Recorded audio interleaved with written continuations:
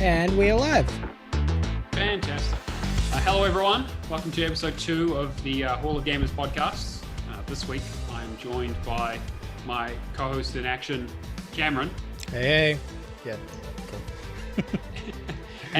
and our special guest, Charlotte. Hi. How you guys doing?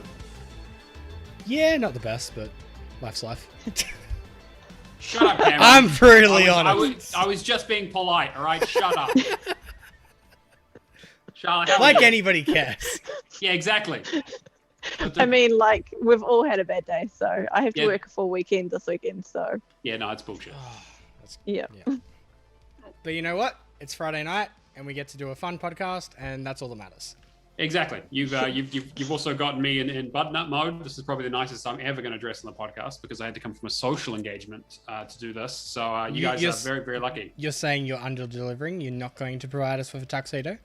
Well, I mean, look, I could wear a suit at some stage, but it's going to have to be a very special. I think that's like a Patreon goal. All right, or something, so right? like, it's either episode 50 is going to be onesies or just full attire, just suits, I mean, top hats, canes.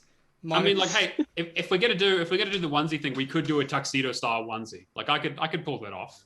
You Not do unicorn realize we're going to use onesies. the Xbox one, like the special edition. That's all. I I'm gonna do. mean, sure. I mean, you've got it easy. I'll have to get a capybara kigurumi or whatever, and sort that shit out. You Because that's my. You spend that's the very amount of handy. money that I did on one of them, I'm gonna show it off. Oh yeah, exactly right. Yeah, no, you have to get the most out of it. Anyway, shut the fuck up, Cameron. Charlotte, how are you doing? I'm good. Perfect, nailed it. Yes. Yeah, there we go. All right. I'm Well, not let's used to get. being on video. No, you're all good. Let's. Well, this week we're probably going to talk about some games that look like shit. We're going to talk about some serious fucking controversy, and we're also going to talk about how Pez is finally making the move to free to play. But first, without any further ado, Cameron is going to play the wonderful song of the week that I recorded about 20 minutes ago in one take. All right, give me 2 seconds. Yeah. 14 years and I'm gaming still, trying to get up that leaderboard online for some recognition. From Radalakas and Zitalon to the whole damn list is make up with stacks for me to get my double dip in. And so I grind sometimes instead of going to bed, trying to get up that rank and I feel half dead. And I'm earning these 1,000 achievements. And so I play till the morning and I don't go outside. And I take a deep breath and I take big sighs. And I get a message on Discord, what game is on? And I say, Hopefully it doesn't repeat. gaming, 10 seconds. gaming. I said, hey, what game is on? All right, cool. So that was song of the week. Give me 2 seconds while we just swap back over. Sweet, flawless, like almost like second to the T, flawless. Getting Nailed it. better. Now, I mean, look, hey, look, any improvement is good, right? We'll take the wins where we can get them. So, Yeah, Cameron, you know what song it is. I'm gonna, I know this. I'm just gonna let Charlotte guess it. Oh, I see. Well, I see. The thing is, well, no, Piani Sunshine in chat has said I'm not allowed to guess it. Do you want me to say? You what already it is? know it, Allison. Yeah, so that's for those who Well, don't I know it. Yes. Oh, see, Charlotte knows it, but I It's- want to see if Cameron knows It's it. He-Man song. I mean, you know what? I will accept that answer. That is, yes, it is absolutely the He-Man song. I know the song. I can't think of the name or the artist. Drelzar and Cooper knows it apparently, but it is a very easy one. But yes, Piani Sunshine in chat is Allison, my fiance, so she can't do it because she heard me writing it and trying to figure it out. And also, I'm not sure if I should let Charlotte guess it because she wrote the last one and completely ruined it in the chat by So I'm not saying anything. This By is giving why it we got away. her on the show this time, so then that way we can just Tell her, don't answer it. Yeah, I'm exactly. sorry. Okay, so Cameron, it is the song from that famous He-Man video. Do you know what the song is called and who the band is? No. All right, fine. All I know is the cultural reference from a meme, and that's it. I mean, it is a hell of a meme. Charlotte, what's the song? What up for non-blondes? Nailed it. Easy. Fantastic song. It's the Gen X. Now I know it. Of course. Well, I mean, you fucking better know it now. All right. Well, good job. I mean, not to you, Cameron, but you know, it's fine. Good job, Charlotte. Thanks. Let's get into the housekeeping. We've got a Discord. Well, part of a Discord anyway. Discord, GPN Discord is discord.io/GPNGG. That's where you can come hang out, talk about video games. A lot of the stuff that we did on Real Gamer Score is over there as well, along with some wider stuff that's happening with GPN. They've just announced today that the website, GPN website, is going to be going live. I think it was August 3rd. Just a bit over about a week away or so. August 3rd at 6:30 CST, so sometime August 4th for us. Yeah. So we're super excited for that. We want to see what it looks like. We haven't even been given a sneak peek of it yet, so we're just as excited as everyone else to see. You haven't. Well, okay. I didn't realize I wasn't in the diamond tier. I'm kidding. Like I get to see some of the stuff behind the scenes and social, but yeah. But I'm super excited to see what that looks like, and you know the Discord will get a lot busier once that site becomes live. So if you want to start, becoming getting a name for yourself, you better start posting in there pretty quickly. We've also got we also have our Patreon Discord channel over there for our patrons. So Patreon, for those who don't know, is a place where you can support us with funds each month, like a subscription service to allow us to make this show and some other stuff that we're doing as well. And it helps us pay for server costs, equipment, things like Zoom, so we can do these calls and that kind of stuff with our guests, and also give away prizes, which I'll talk about a little bit. We've also finally started recording episode 5 of Lights, Camera, and Action. We did the first part yesterday. So we're for those who don't know, it's a show where we look at video game movies that one of us usually hasn't seen and try to convince the other to go and watch it. So normally it's me, because I'm the well-traveled one, and Cameron it just doesn't fucking watch anything apparently. But the shoe's on the other foot this time.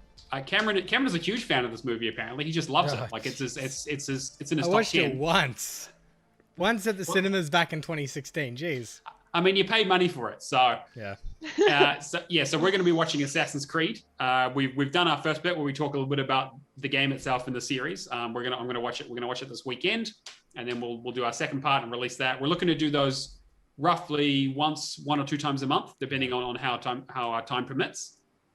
But if you want to get into those, the first 4 episodes are free, so you can go on our Patreon and listen to them. And so going forward, we're going to be doing some exclusive Patreon content for our biggest supporters, because we really appreciate all they do for us. And just to say, the first 4 episodes being free, you've got the likes of the Super Mario Brothers movie, which is a flawless classic. You mean fucking train wreck? Yeah, that's exactly what I meant. We've done Postal, that is a train wreck. Yeah, it's an interesting train wreck though. It's a massively offensive train wreck. Yep. Original Mortal Kombat, and what's the other one? Tomb Raider, yeah. Tomb Raider. Yeah, which was actually surprisingly watchable. But yeah, if you want to get our opinions on that, yeah, I thought it was okay. But also I loved poking holes in it. Yeah. Basically, it's just an excuse for us to talk bullshit because we're massively opinionated, if you guys couldn't already tell. Also, we've got some things going on. Cameron, you want to talk a bit about some of the new developments with what we've been doing with the streams and stuff like that? All right, so pretty much I put the old alerts back on for the moment, but I've swapped some of them up. So some will be the achievement logo that you know, and some of them will just be like Xbox Game Pass, and just some other random stuff that I've chucked in. I'll put a little bit more creativity in it the weeks coming when I get the plugins working. But yeah, pretty much all there. And we also have Nightbot now, which has so kindly decided to delete all the messages from Allison. Yep. So I got to just like, all right, let's just be cautious and like, let's just auto mute more auto timeout anybody like in the chat that posts any links. Or if they post the link, apparently. Oh God! So, I love it. That's so funny. Yeah, no, it's just being cautious. No. I've watched a few streams lately that have been a very just random followers have just it's bumped up like by 2,000 people on a Twitch stream, and that's not right. But no, yeah, for sure. So yeah, pretty much just the old plugins. If you want to support us here or on Patreon, it would be greatly appreciated. And the only other thing is probably just to go into the word challenge. What are you doing, Alison? She's now been timed out again for spamming capital letters, which she's also not allowed to do. Yeah. All right. So I'm the only one that knows what the restrictions on the Nightbot are. 600 seconds too. Yeah. All right. Oh, no. So, all right. Quick lesson then. No excessive caps. Yeah? No links. If you want to do excessive emojis though, I will allow it. That is the one way around it. Yeah, so Cameron's gotten a little bad. And no naughty words. Yeah, no, just no that's typing in not chat. fair. Yeah, no. Okay, let's just dial it back a little Look, bit. Yeah, in my defense, I set this bot up like 15 minutes before the stream while I had some time. So yeah, it's been great. But Is what counts as a naughty word though? Because like let's find out.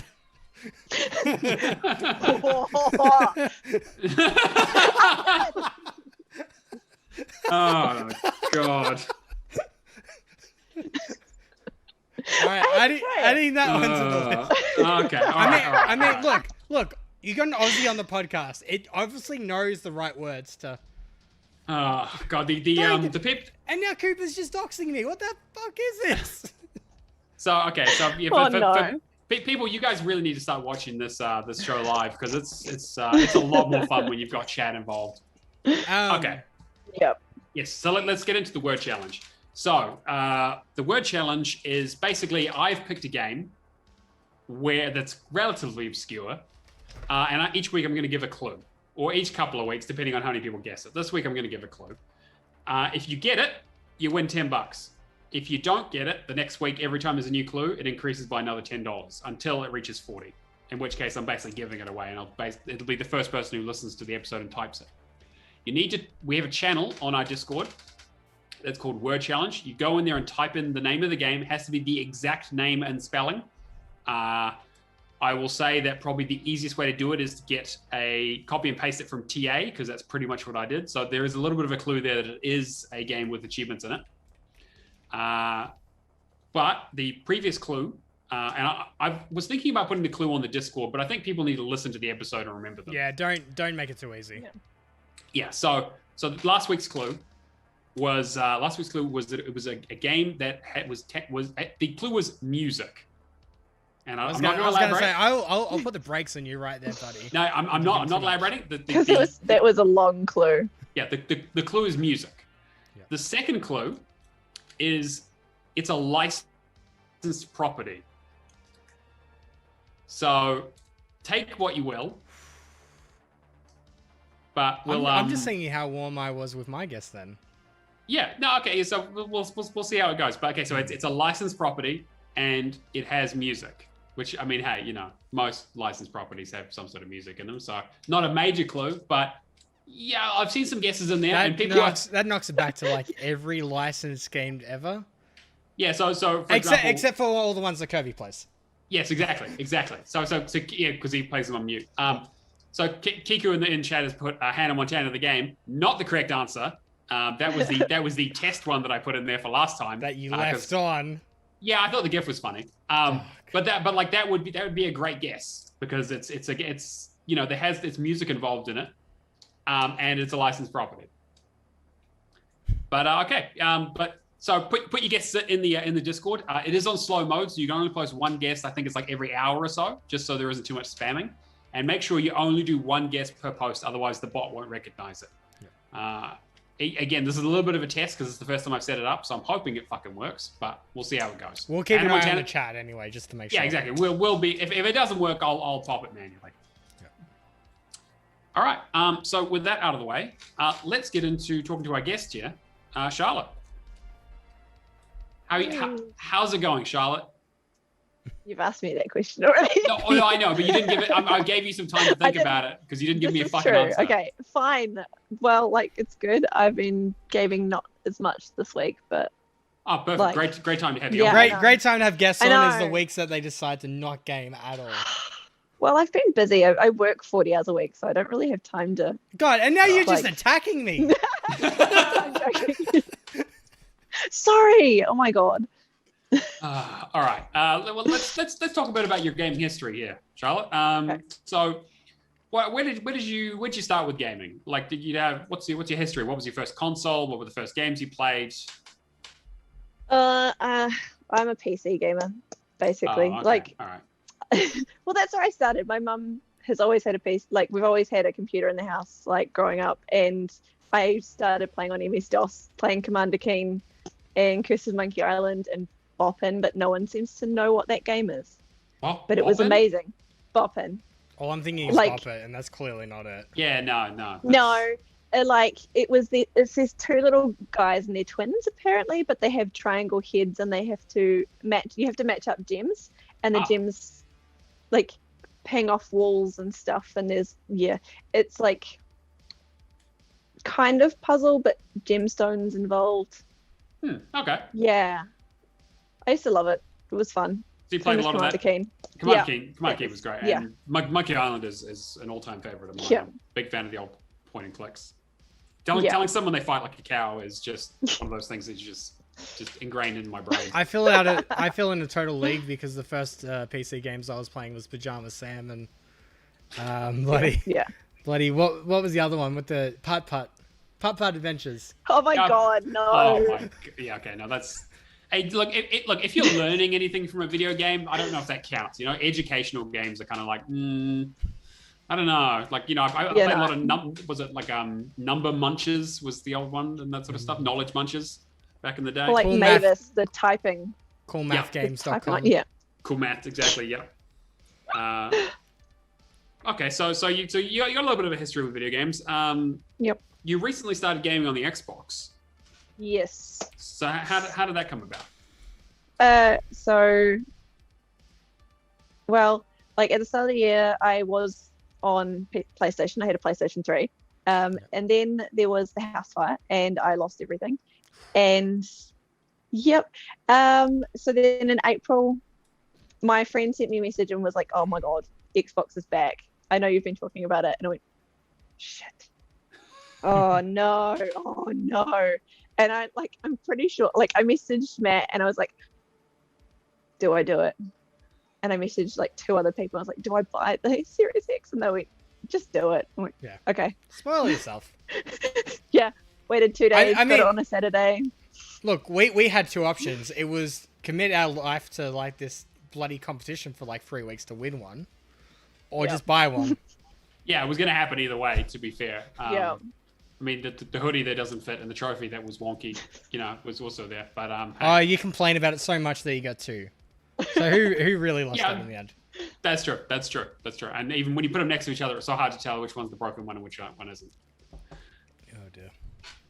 All right, so you got into the series. So man, going from a PlayStation 3 to a Series X must have been quite the jump. Wait a bit, it's quite different. Like, especially because like I grew up on PC. I used to play The Sims 3, and then I went to PlayStation 2 and played like God of War and Little Big Planet and Lego Harry Potter, and none of that was like, there were no like achievements as such. So that's all new. And like starting that in April and then following the podcast, which I've been following since November, I'm like, oh my God, achievements. It's a bit addictive, maybe. Just a little bit. Just a little bit. Yeah, no, a little bit. Yeah.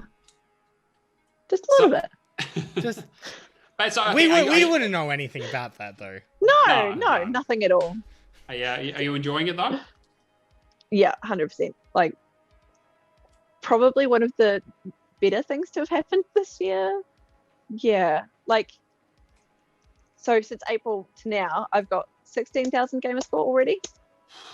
Which And is good. I've completed 12 games, and this month I'm at like 5,000 so far because That's crazy. And you don't play Red like a trash, so I'm incredibly impressed. No, like I'll go through what I've been playing later because but the games that I've completed are like Rain on Your Parade, Fogs. I did Day of the Tentacles. What did I do Day of the Tentacles? I haven't done Day of the Tentacle yet. Is it sad or? Oh, it's no, fine. it's fine. It's really old. It's an old game, okay. Yeah. It plays like an old game. Doesn't transfer well. Like it's fine, and it's kind of funny, but it's really old. Yeah. I just want to quickly thank CJ for subscribing for 2 months, second month in a row. Woo! Cheers, mate. Helping us pay the bills. We appreciate it. And Allison, this attempt on my life has left me scarred and deformed. Oh. Yeah. The 600 seconds has ended. Yeah. Yes, you can talk again. Yeah. So okay, so you've been playing quite a bit and got quite a variety. I'm assuming you're playing a lot of Game Pass games. Yeah, like probably as a brand new player coming in, is like Game Pass is amazing because it's also overwhelming because like I've got no games. Like the games that I currently have are ones that I've like basically stolen from my boyfriend. I just haven't given them back yet. Right. What games have you stolen from your boyfriend? Oh, I'd have to go and get them, but give me 2 seconds. So one is definitely Crash Bandicoot because I hate it so much. But I played Crash on PlayStation, so like Crash Bandicoot, Spyro, they were all my go-tos when I was on PlayStation. And I'm now playing them on Xbox. It's quite fun because I'm going through Spyro again and I'm doing all the achievements. I'm like, this is actually much more fun than before. Like I liked playing it before, but this is actually giving me something to work towards. There's Resident Evil 4 sitting in the pile, the Banner Saga, a few others I can't quite remember. And then I also bought Sunset Overdrive for like $15, I think. Great game. Now you're gonna bag it out, aren't you? I don't know. No. Choose your words I carefully. haven't actually started it, okay. So technically, I just can't get off the rails. So you're in for a masterpiece. You're in for a masterpiece. It's fine. But I can't get off the rail. It takes a bit of practice. I mean, not because the game is complete shit, but it's got a little bit of a learning. It's got a little bit of a learning curve. Yeah. now I'm getting fucking attacked for Sunset Overdrive again. Look, if there's one game I'll buy a PS5 for, it will be Sunset. Yeah, so as Brad points out in the chat, thanks for joining us, Brad. It looks like because the Sunset IP still belongs to Insomniac, it looks like there might be a Sunset Overdrive 2 on the horizon somewhere. Yeah, I don't know. Right. Yeah. Brad is a myth. Yes, this is true these days. So I guess going back to like Game Pass then, and how much of a value proposition is that now for you? Like, do you dive between different games? Have there been any games that 100%. Like at the moment, I'm doing 4 different games because they're all on Game Pass. Yep. And like my completion percentage is trash because it's like 36.9 because I've like opened a whole lot. You just need to ask the right people.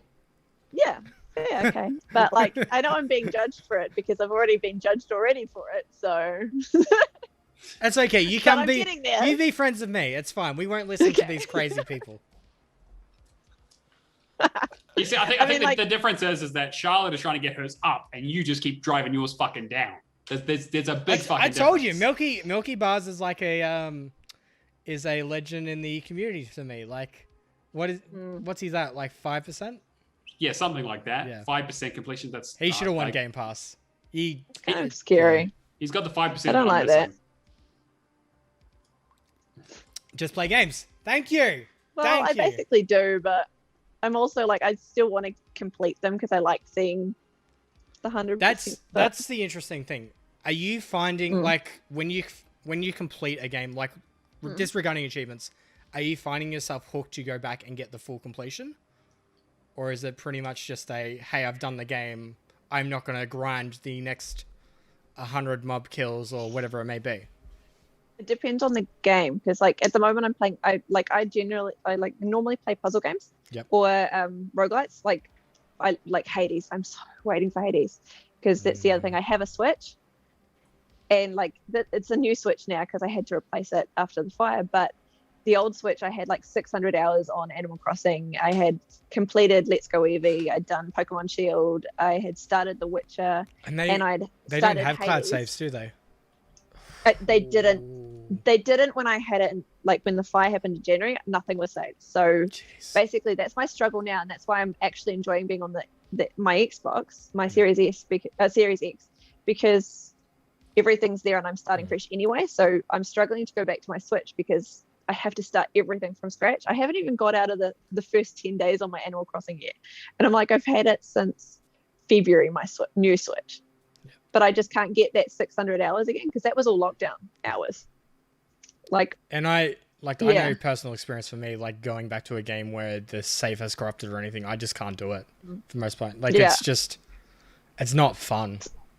Yeah. So in terms of like playing versus like with like what we were saying before with the achievements versus playing the actual game and then going back and cleaning up, because I do puzzle games, it's kind of like I'm already going to get the achievements, but also I tend to want to use the walkthroughs because I see the achievements. I'm like, okay, cool. I'm pretty sure I can do this game. This will be fine.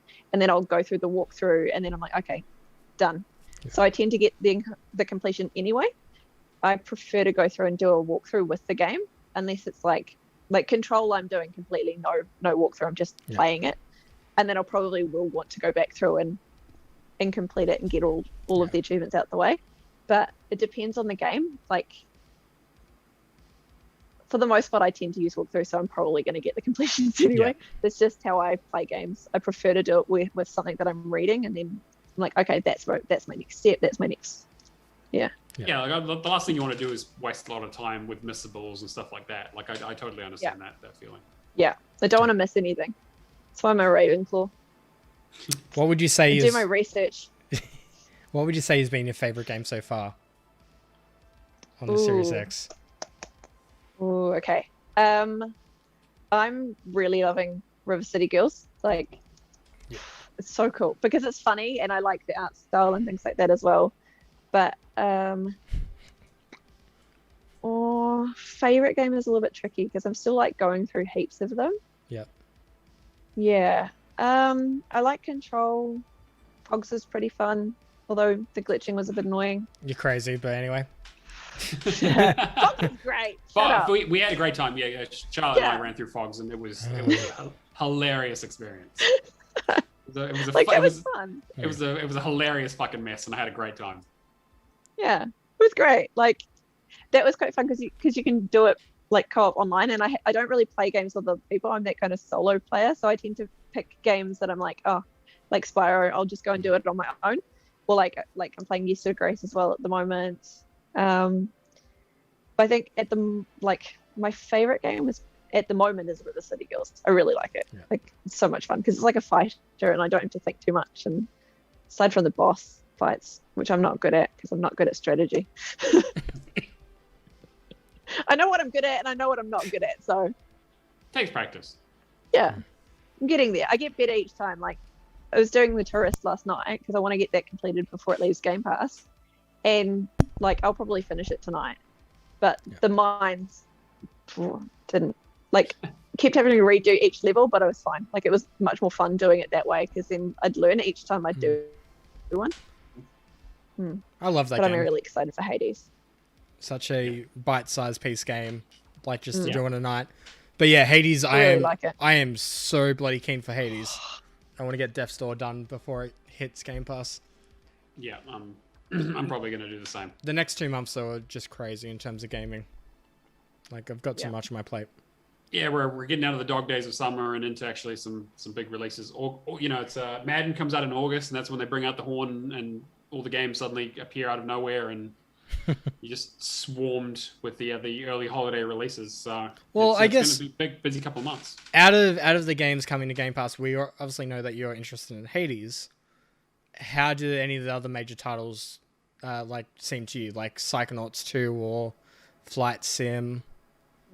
For anything for the rest of the year, is there anything else that you're keen on? Flight Sim's out. I dated a pilot. I'm never 100% no. Like I know how to fly an actual plane, so that's no. I don't need to simulate flying a plane. This is like being asked if I want to play Bus Simulator because I ride the bus every day. No. But I'm good at it. No. Was it lawnmower simulators coming out? Yes. You know, got that to look forward to. You know what? Actually, my brothers, I come from like 4 siblings, yeah? I'm the eldest. I've got 2 younger brothers, and they're bogan as fuck, yeah? I come from a very bogan family, and they do not understand half the stuff I do. But Brody and Kobe will just sit around talking about like gardening and lawns and shit like that. And then I sent them Lawnmower Simulator, just like, this is your game of the year. And Kobe's like, this is the only game I would probably buy an Xbox for. Oh my god. But there's God. like a Facebook group that's like Perfect Lads Gardens or something like that. And they just send these... they just send these like really top-notch, like somebody's gone to lay down in the grass, got the pair of scissors and just perfected everything. Just crazy. I definitely would be picking up that game. Oh my god. It's a meme. Stop it. Power washing too. You're gonna do it anyway. Power washing is so satisfying.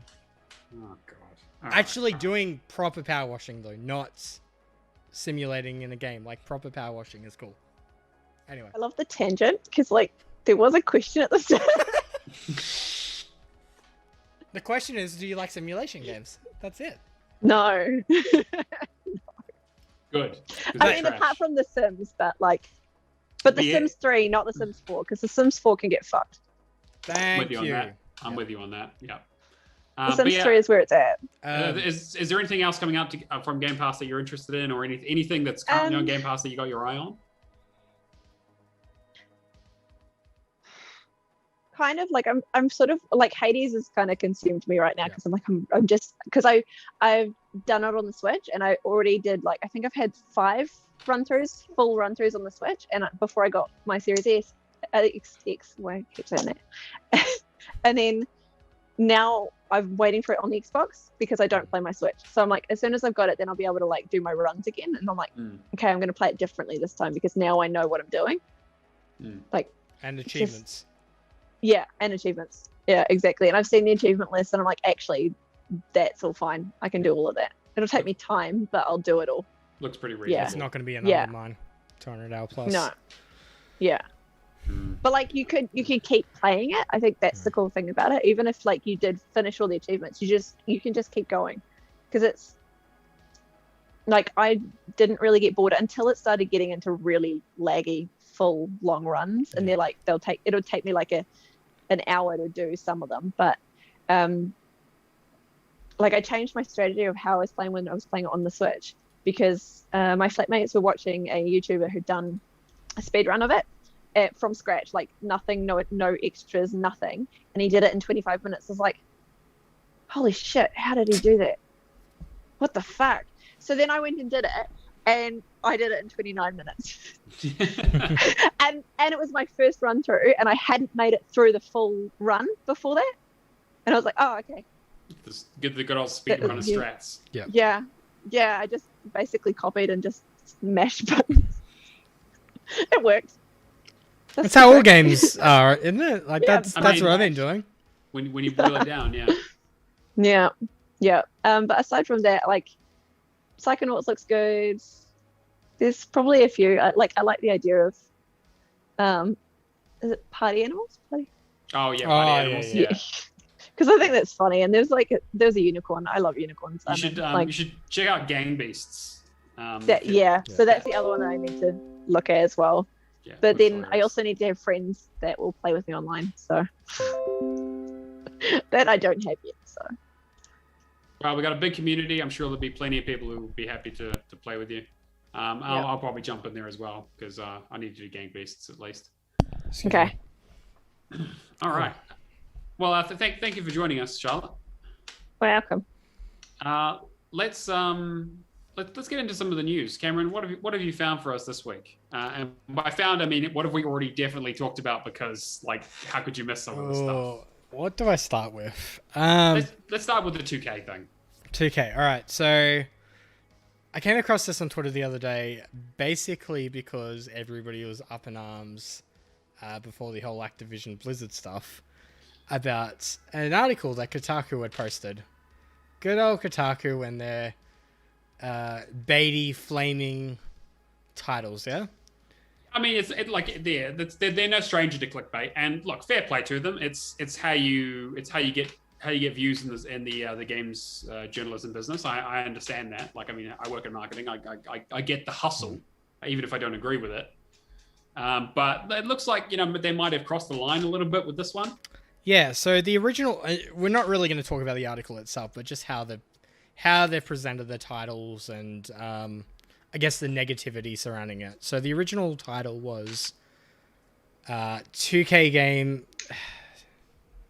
I just had it and it just closed me. So 2K very quietly launches XCOM game that looks like shit. Which is a fucking headline and a half. I mean, like, okay, fair play to Kotaku. They are not wrong. The new XCOM game that looks like it's got nothing to. It's a mobile game that doesn't look like it has anything to do with XCOM. It does look like absolute fucking garbage. Yeah.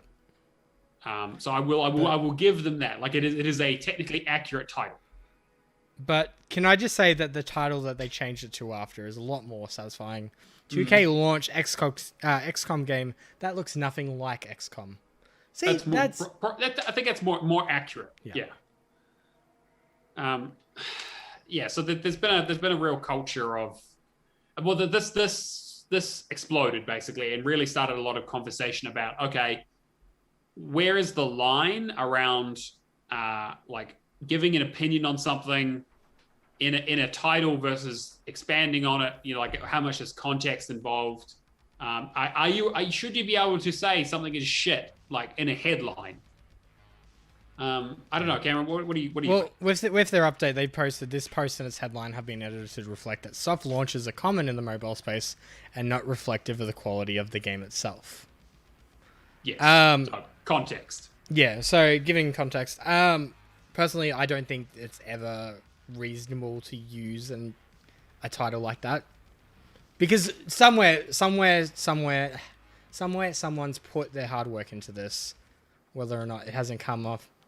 Maybe not hard work, but put some work into it.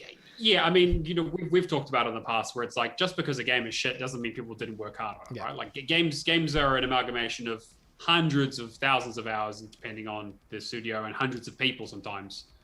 And like, personally myself, just talking to people in the last few months, like, sometimes it just comes down to a game's marketing.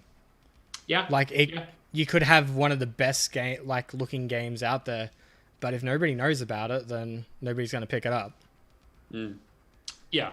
Although, I mean, this situation's an interesting one because it's an established IP from a large publisher. Like, sometimes you give the benefit of the doubt to new IP or a small studio or a new studio or a new publisher. But no, this is. I mean, 2K is one of the biggest in the world. I mean, shit, they publish all the BioShock games. They publish Grand Theft Auto. Like, they're not shy of a buck, and it really feels like they should have known better. But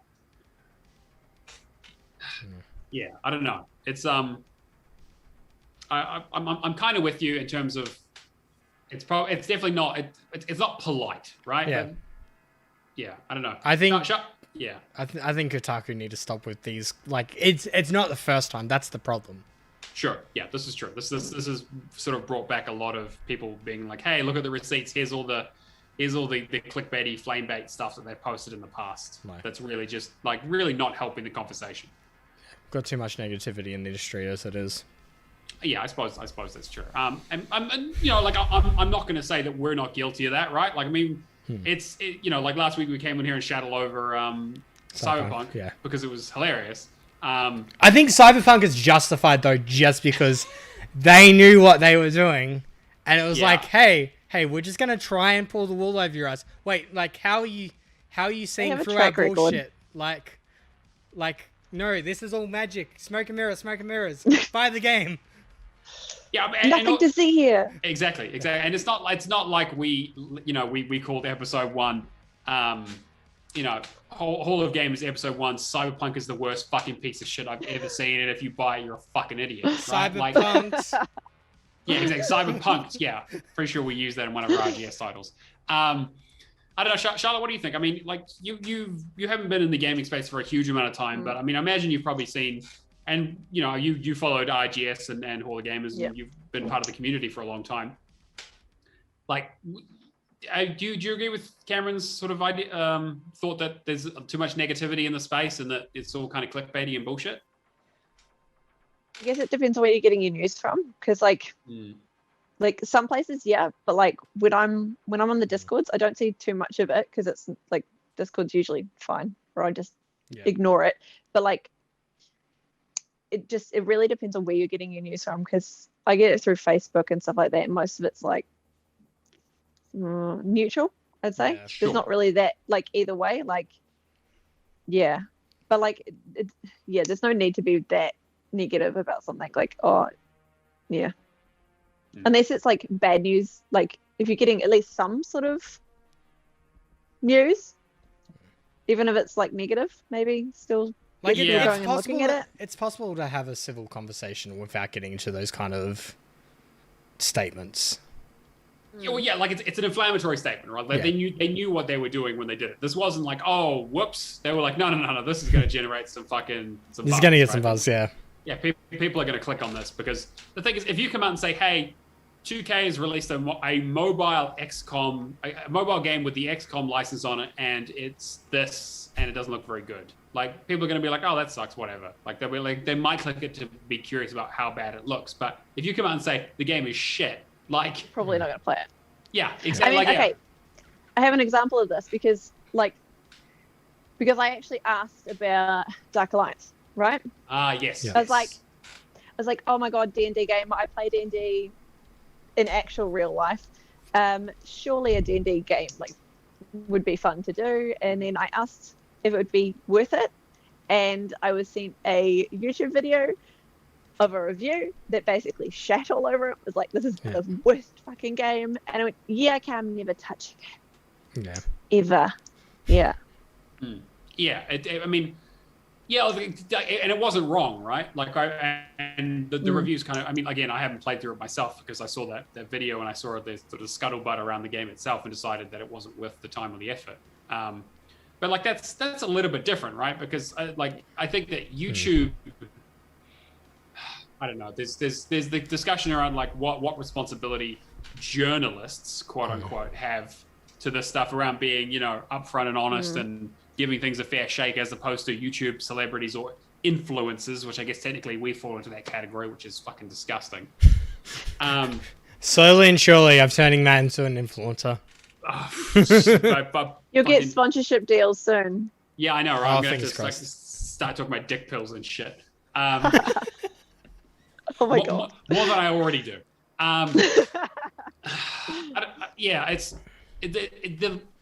I saw some good takes on Twitter about this. Someone was like, why is it now that everyone's suddenly concerned about video game journalism integrity when clearly this hasn't been a fucking issue? Like, no one's given a shit about this stuff for like, the last 10, 15 years. Like this, like you said, like this isn't the first time Kotaku's done this. This is just the first time that it's hit the news cycle in this way. Yeah. And like, we have this discussion every now and then about like, where's the integrity of the industry? Like, should people have journalistic stuff? Like, if you get a review code or you get given something like, that the publisher, sends you a free copy of the game or takes you on a fucking helicopter ride or whatever before you play the game, should you have to disclose that?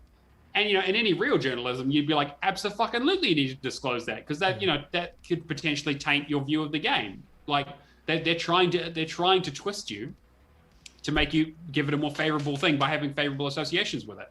But like, there isn't really an ethical standard in video game journalism, because first of all, anyone can be one, technically. I mean, again, I will tread carefully here, because obviously, we're part of GPN, and that's going to be, there is a standard for each company, right? And like, we want to think that GPN will follow those standards. Our opinions don't reflect GPN's opinions or whatever statement.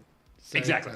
Yeah. Well, Yeah, just cool. yeah, to be clear, but yeah, like the thing is that like obviously GPN is a journalistic website, and so is Kotaku, and so is Polygon, and so Vice and everyone. They all have their own standards, right, in terms of what they believe is ethical and they should disclose and shouldn't disclose outside of legal stuff that you have to disclose. Yeah. But the problem is that if they break those, who the fuck cares? Who's going to hold them to them? At the end of the day, it's just video games. That's usually the argument that I get for that. And like we don't, and then then you get into like influencers and podcasters and people who aren't journalists. We're just people who talk about video games for fun. Like what standard do we have? Like how fair do we have to be to the games that we play? Are you saying I'm not a journalist? I mean, mate, wait, are you saying I'm just Alex Jones behind a microphone talking about video games? You're turning the frogs gay. Yes, you're gonna put on your tinfoil hat. It's gonna be completely lost my fucking train of thought. I was going to say that there's I mean, yeah, something about ethics. Damn it, you ruined my fucking clip of the week setup as well, you fucking dick.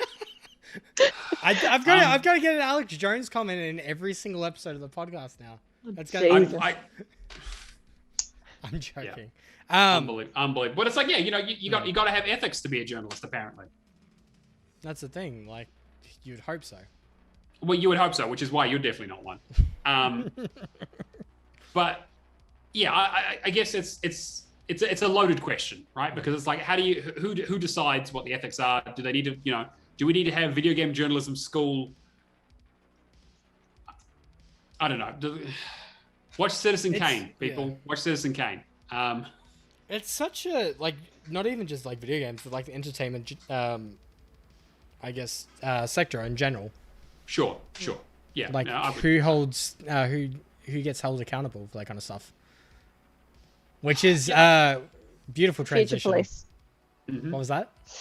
The Future Police. Future Police. Yeah, exactly. Yeah, the Future Police. Exactly. Yeah. No, it only holds up to like my post from Twitter from like 10 years ago. Yeah, exactly. Yeah, the cancel squad. Yeah, cancel squad. Yeah.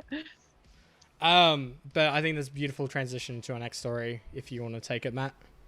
Yeah. So. Speaking of people being shitty,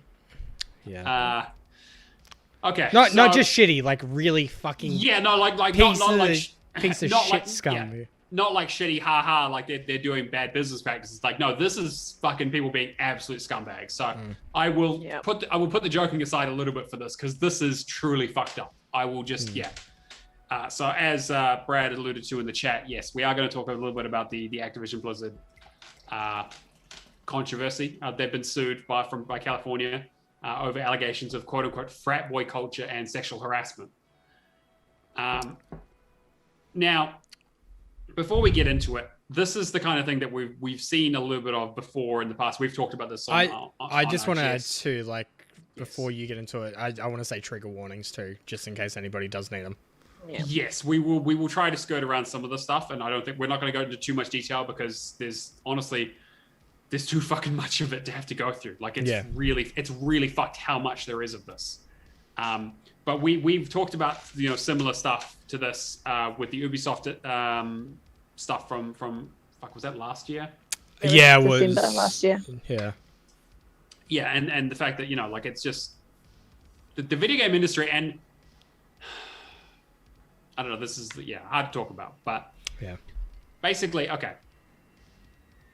So the suit basically said on Tuesday that Activision-Blizzard, which is made up of about 20% of women, assigns women and women of color to a lower paid and lower opportunity levels with lower starting pay for similar work to their male counterparts, which is already fucked. And apparently they include that there's been some serious accusations about pervasive frat boy workplace culture in the office. Male employees are said to drink copious amounts of alcohol as they make their way through cubicles and often engage in inappropriate behavior towards female employees. Male employees said to come into work hungover, play video games during work while delegating the responsibility to female employees, engage in banter about their sexual encounters, talk openly about female bodies, and joke about rape.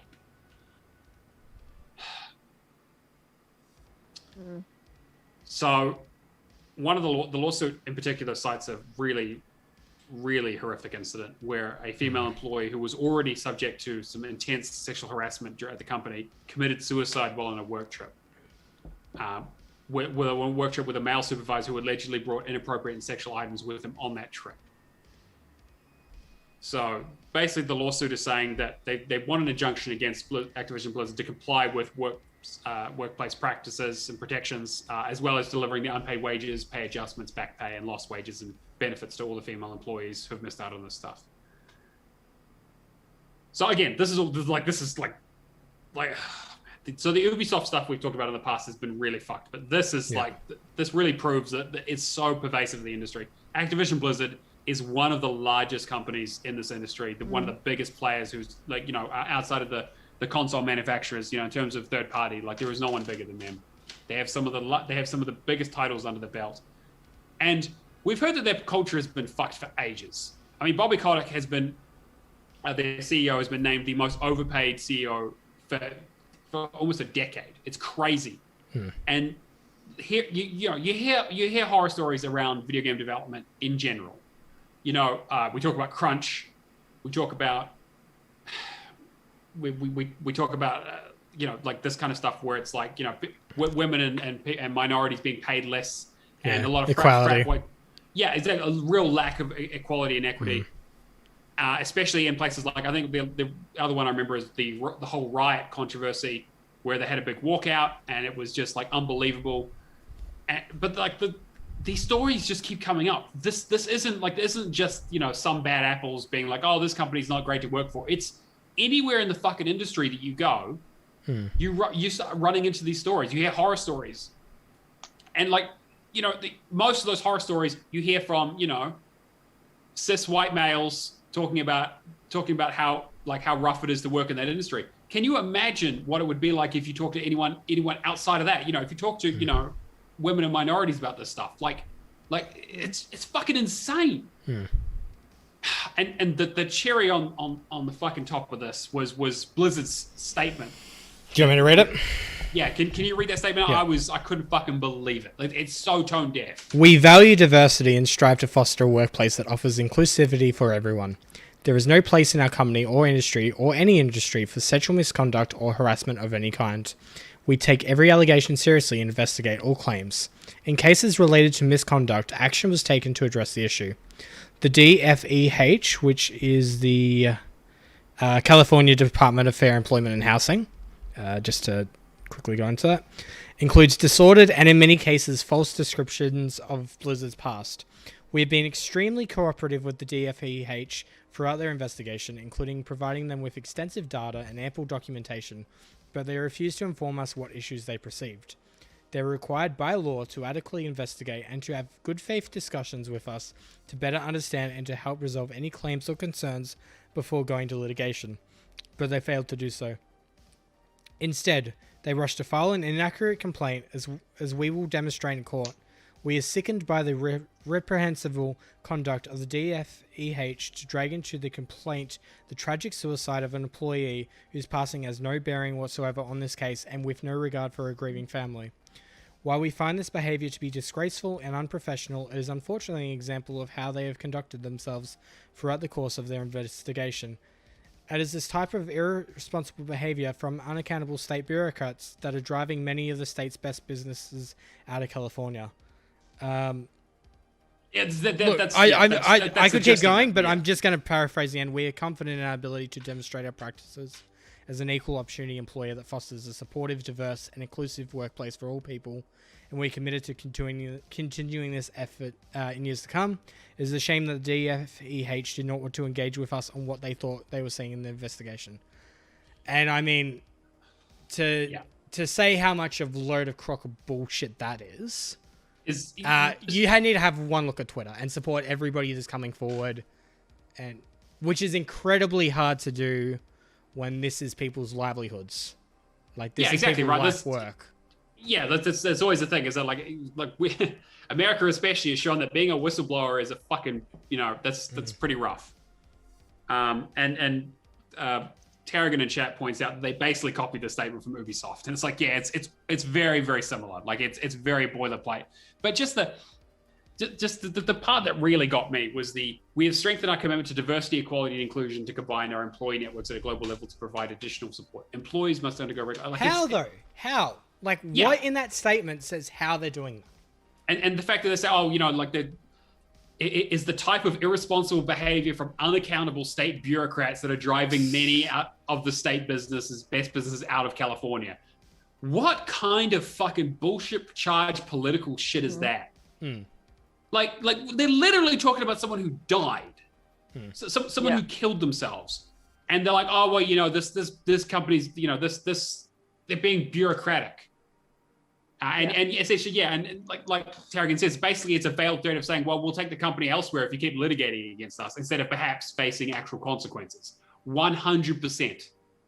Like it's fucking sickening, and so so when we talked about the Ubisoft stuff, there was a lot of allegations of harassment, and the fact that the part of the reason that the games they made were the way they were was because they had a very strong male culture in terms of having their leadership was all males who'd make all the decisions. They had no diversity within it whatsoever, and basically shot down any idea that was anything that they had basically decided on themselves. And at least they came forward and said, hey, look, there's some fucked up stuff going on here. We're trying to do the best. We're getting rid of these people who are causing these problems.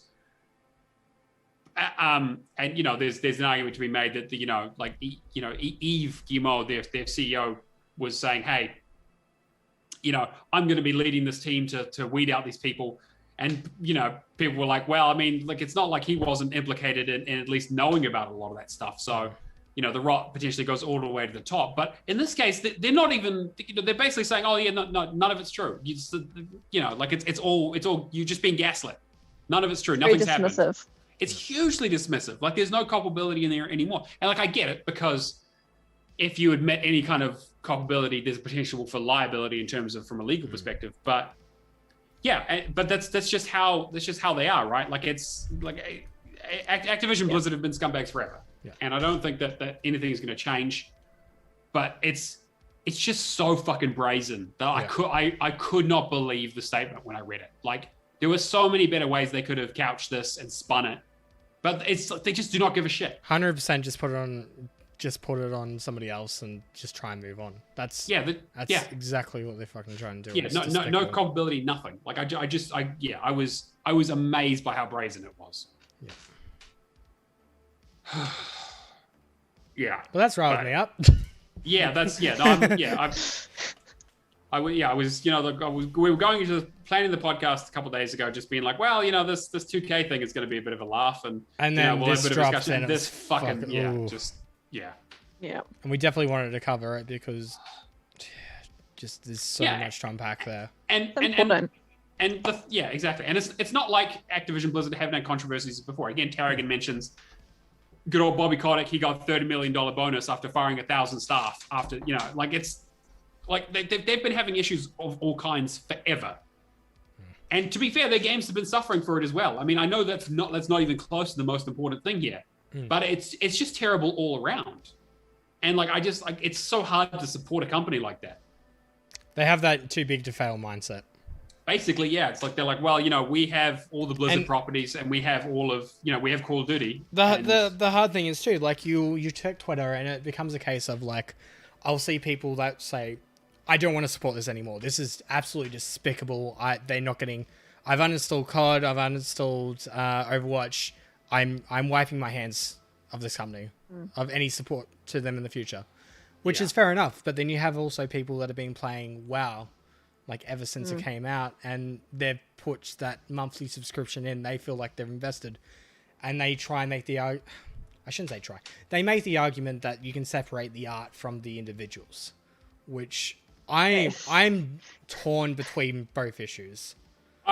Because we could do a whole separate podcast on death of the author, right? Like separating the art from the artist is just like that's how I feel about Harry Potter. I was just about to say J.K. Rowling. That's the perfect example of it though, because like Harry Potter, I grew up with that, and that's a huge thing for me. Like, I have the whole series of books on my bookcase over there. I've got tattoos of it, of all these things, and then to have her act the way that she's acted, it's just like, okay, you don't exist now to me. The books are just there, you don't have any part in this, because otherwise it breaks my childhood. But then I don't actively go out and buy new Harry Potter stuff, or like it has sort of pushed me into this position where I don't want to actually then go and buy new Harry Potter things. Like my books were given to me by my grandfather because he already had them after the fire. But like I wouldn't go out and purposefully like go, I want to go and buy these ones. I want to go and buy all this new Harry Potter stuff. I'm going to go and like the new movies even. I've even decided that I'm going to wait and just like not download them. No, absolutely not. No. You're just never going to watch them, right? Yeah. But, yeah, and like I already have the audiobooks downloaded. So like I'm not going to put more money into something that has this connection. What kind of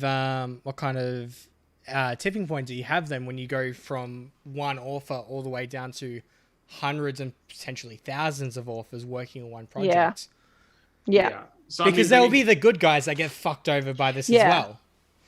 And like that's the hardest part, right? Because like I used to play WoW, and like if I thought about it now, if I was still playing it, and I had a level 76 character back in the day, and like I was so pissed when it got wiped because my ex deleted it. But if I was playing that now, I was so salty at the time. Anyway, like if I was playing that now and this would all happen, like it's hard to say what I would do. Would I completely stop playing that whole game, or would I keep playing it and just be like, I'm not going to put more money towards it? Like, yeah. I mean, like the thing is that I will not fault anyone for the decision that they make, you know, because, and again, like Tarragon points out, like he understands that, and when we all understand that, like us boycotting their games is not, they don't give a shit about one person, right? And the question is, should you derive yourself an enjoyment of a product that is good, that is made by mostly good people, you would assume? I mean, I don't want to get all the way down into cultural Marxism, but there is no such thing as ethical consumption in Western society, right? Like someone's getting fucked over somewhere along the line. And if you play any video game you've ever played that's not, you know, a single developer, chances are it was worked on, or at least someone has profited from or worked on or been involved with that does not agree with some of your views. So it's like, you know, so the example that I remember from was Shadow Complex. So when Shadow Complex came out, for those who don't know, it's a 2D side-scrolling Metroidvania that was early on the 360 days. Really good game. It's set in Orson Scott Card's Empire series. It licenses that, which means that Orson Scott Card gets some sort of royalty from every time that game is sold. It's probably not much, but it is something.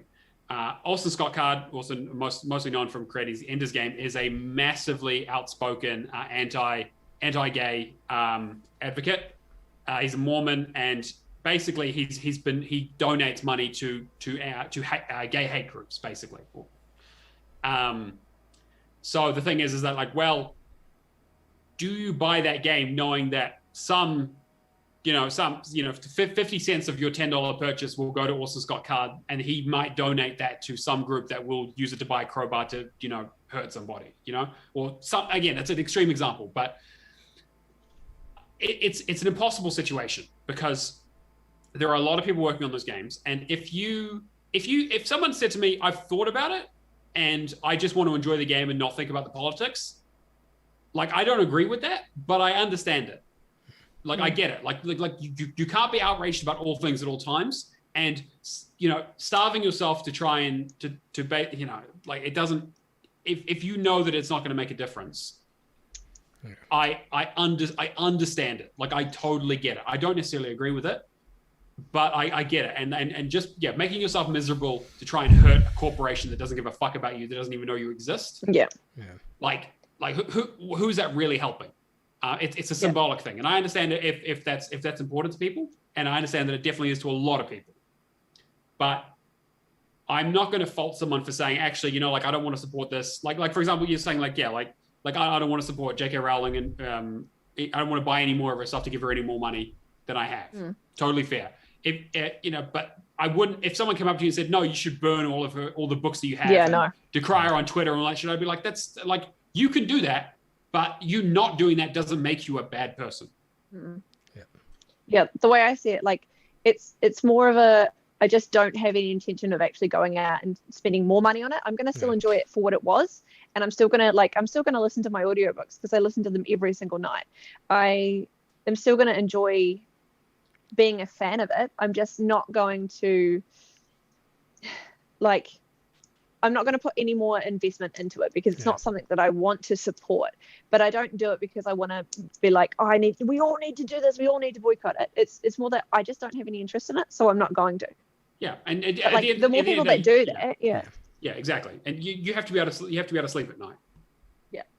But yeah, like it does sour the rest of the stuff. And like I don't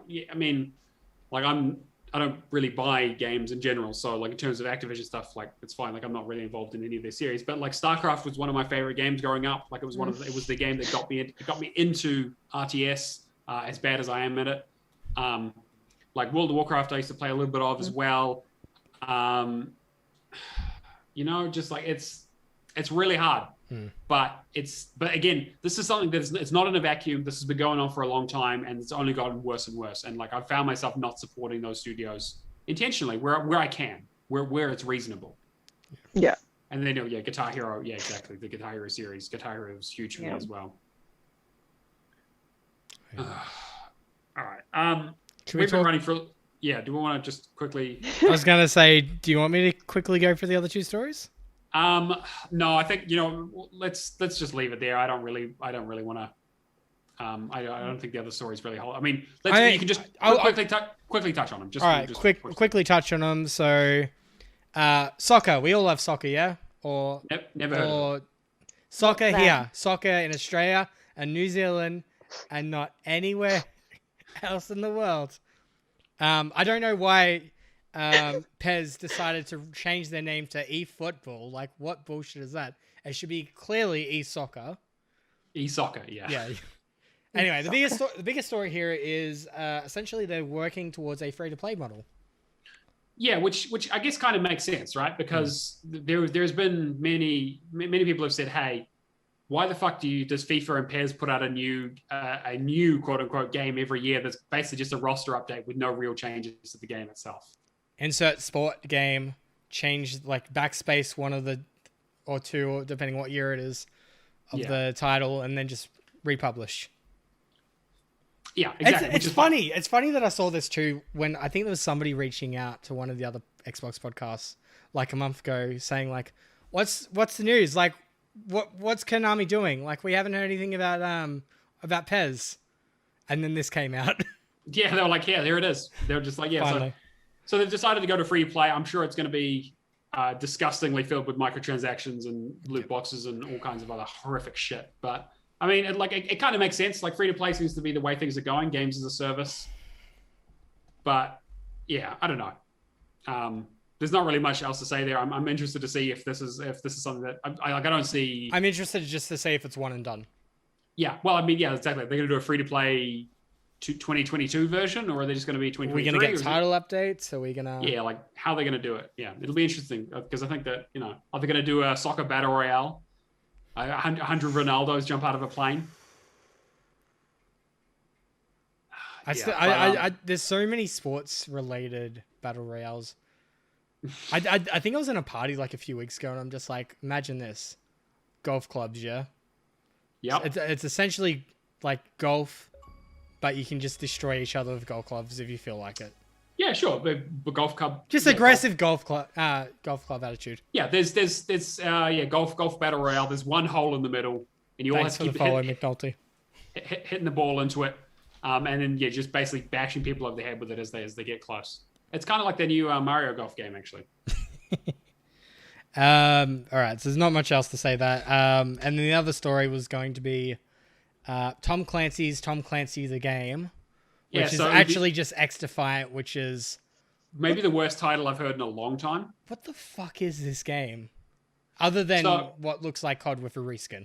Yeah, so essentially, the game looks like it's Valorant. They've decided that instead of doing a Splinter Cell that everyone's been asking for, they've decided to turn it into a character action shooter, arena shooter, where you have some abilities and you shoot things, and that you get to play as different factions of the Clancyverse.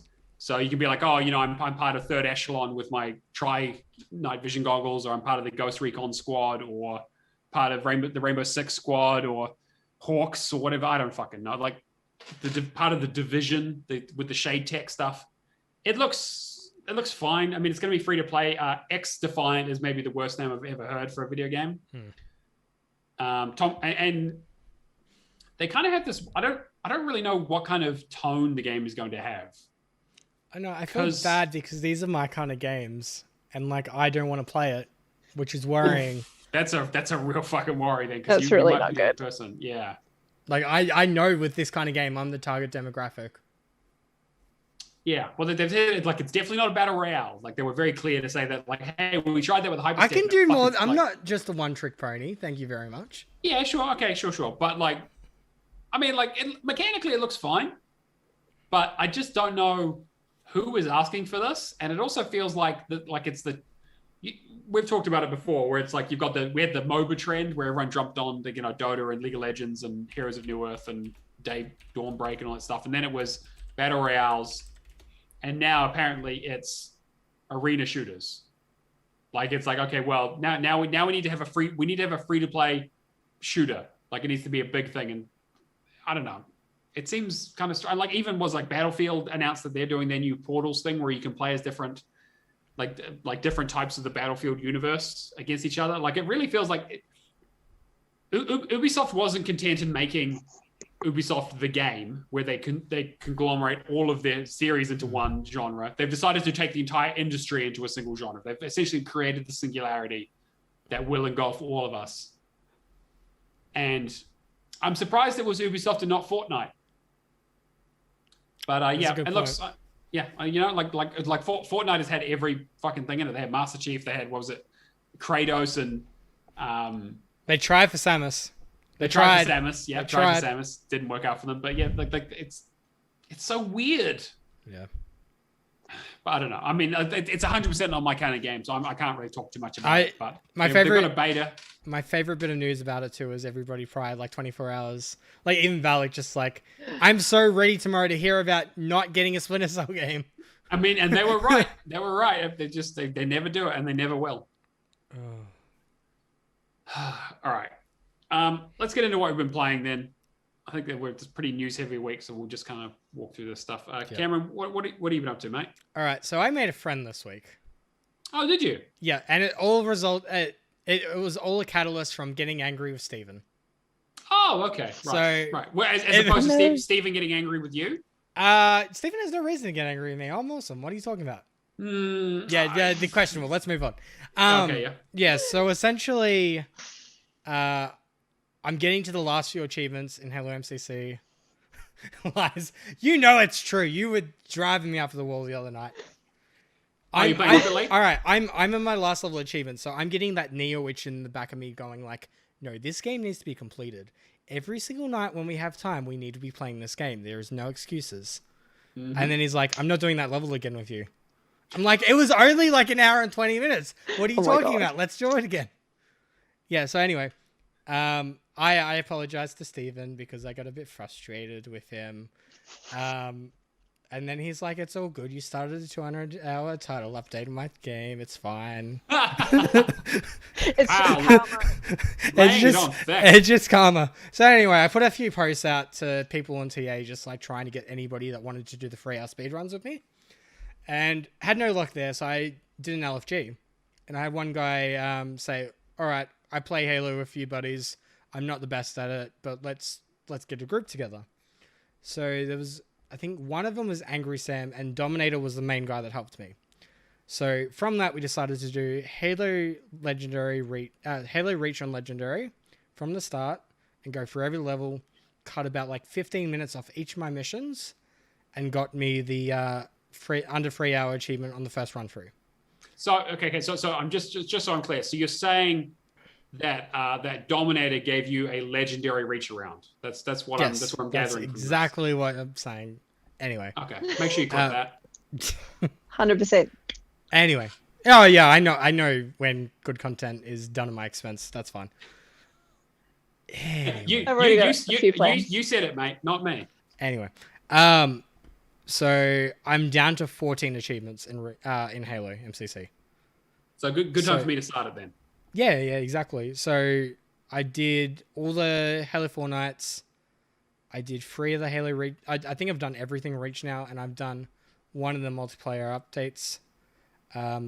We did Invasion today. Me, Keo, and Todd with... I forget the guy's name. Basically, I joined their party. Like, Todd just sent me a party invite, and he's just like, hey, buddy. And then I found out they're doing Halo MCC without me, and I'm like, what the fuck is this? They're like, oh, yeah, we're working on that one multiplayer achievement that you've been searching for months that you seem to can't find anything.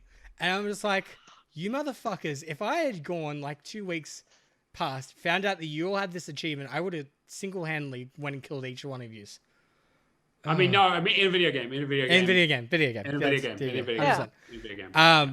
But I was like fucking locked out with that. But yeah, getting really close to Halo MCC, really interested. Decided to reinstall Rocket League, not because of achievements this week, but because of my Xbox Ambassador quests. To which point I played with Professor Pluto and Aftos84. And they're just like, what's the catch? Like, why are you playing a game not for achievements? And I'm like, I'm getting XP. That's fine. It's from my Ambassador quest. Fuck it.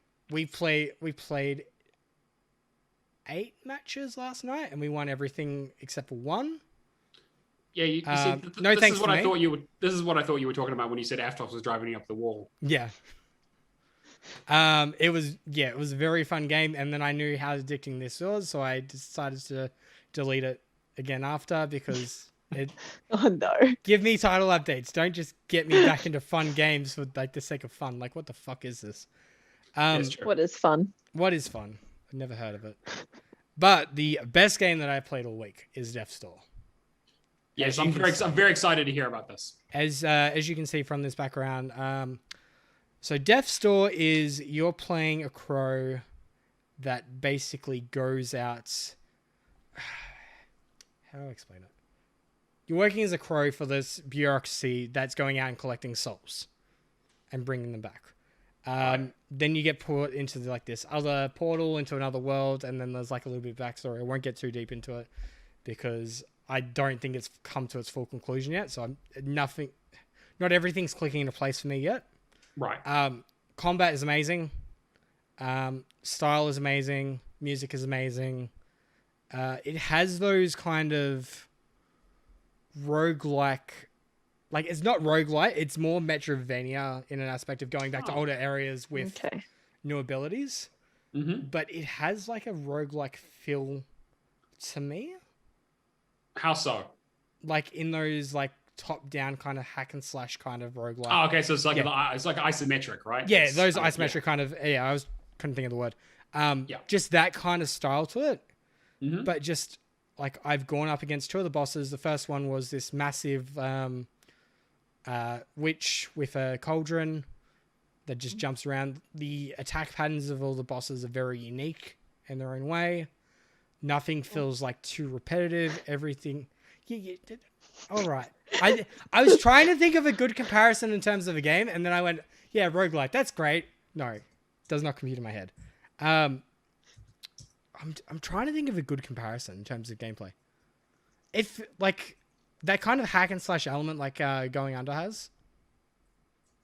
He's typing something. He's gonna bag me out. I'm waiting for it. Yeah, sorry, you saying? I was trying to steer him away from the genre politely.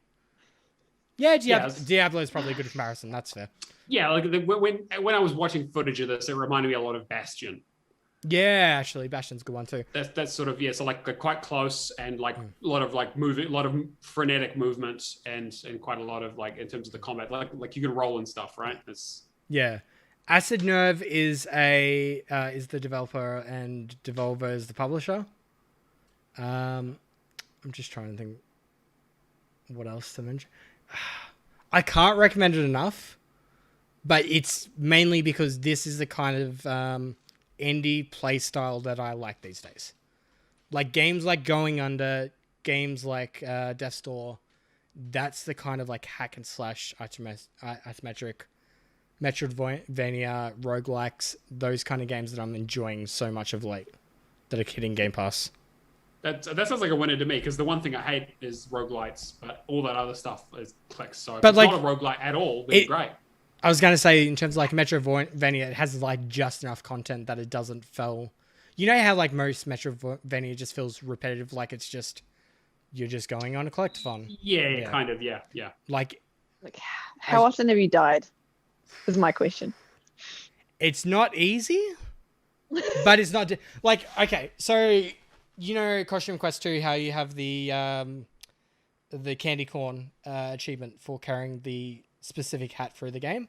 It has an element of that where you have to carry an umbrella as a melee weapon. Right. But saying that, you have both melee and ranged attacks. So how I've countered it was basically just upgrade my magic. So all my ranged attacks just do higher damage. All right, I'm not going to get into a whole argument on this. I agree with Jarek, and he's right. They are Tomb Raider and Batman are both Metroidvanias. But essentially, melees will recount your like range attacks and all that. Right. And then like each area from the start, like requires all different 4 spells to progress through it. It's just narrow a path to get to the next area, and then have to backtrack. And I believe there's like post-game content where you have to do special trials to... So, in terms of gameplay, is it like... You said there's obviously combat involved, like similar to Bastion. Are there also like puzzles involved as well? Is it like... Not... Yes and no, but they're not hard. Like... I'm trying to think what's this. The hardest one was for a specific achievement that tied to... like these mementos that you get during the game. Like, it's just shiny objects, I think it's called in the game. Right. Which I'm having difficulty finding a few of them, so I'm probably needing a guide to clean up on them.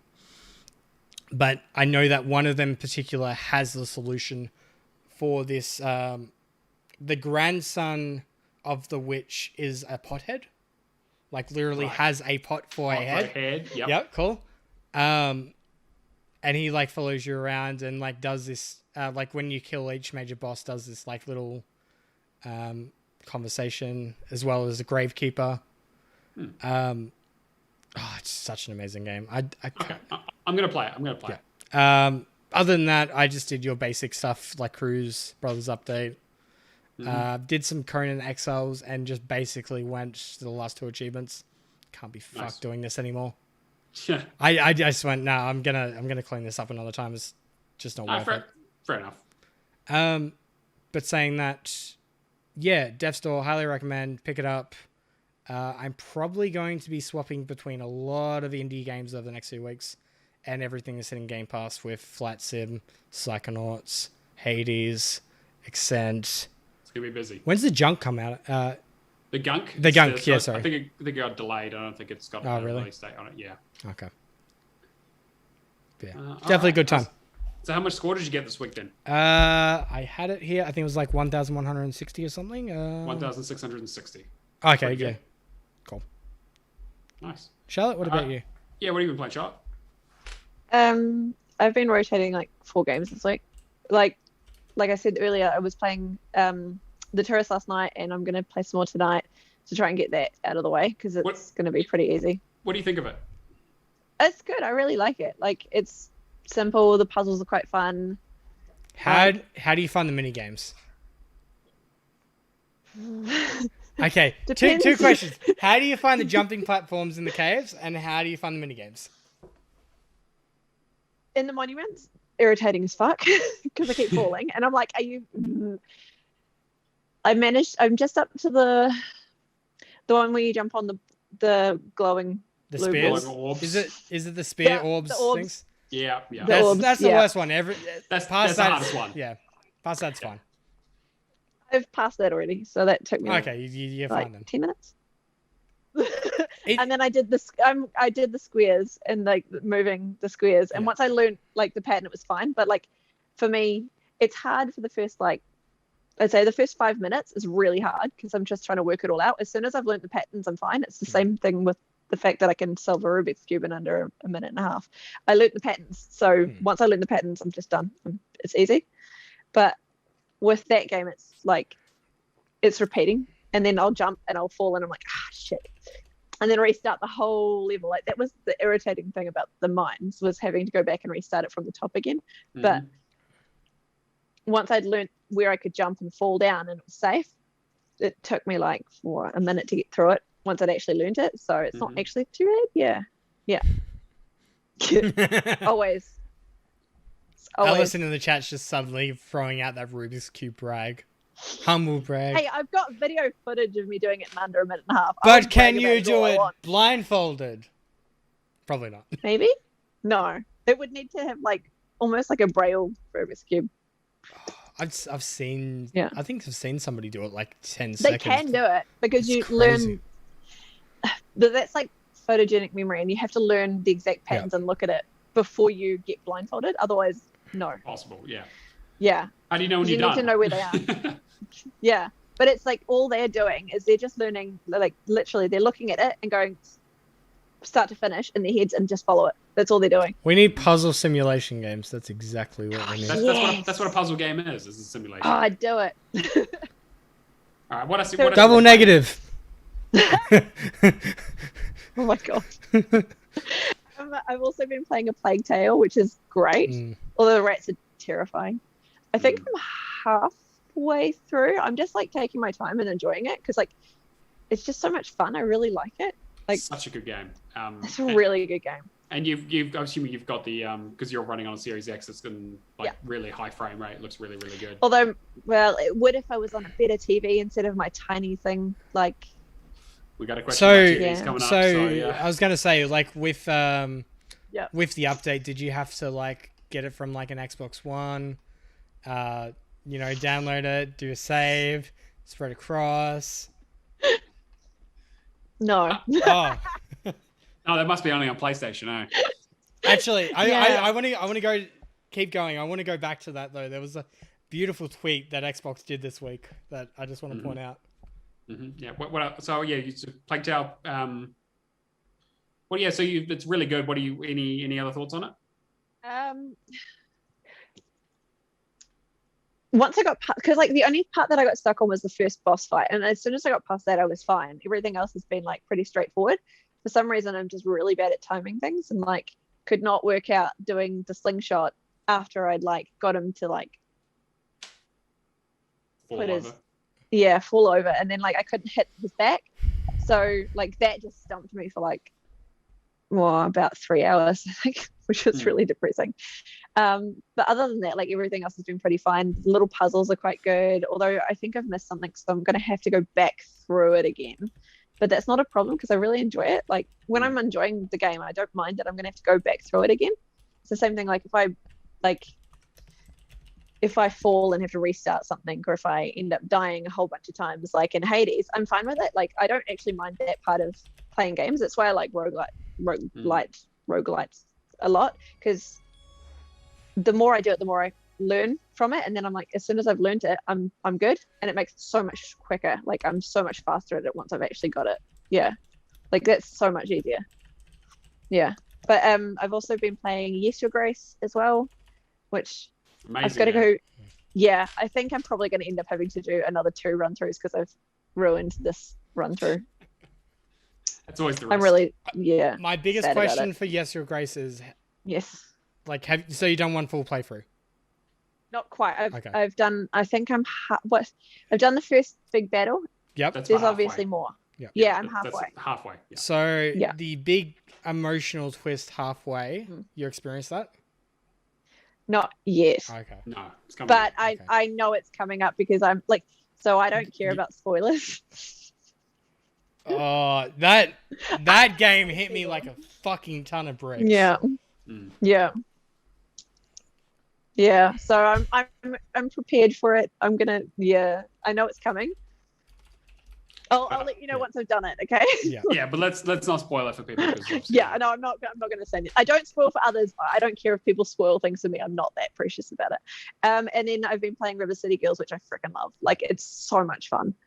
I keep losing, and now I'm learning that I can actually buy food and like replenish my health, and I'm much better at it.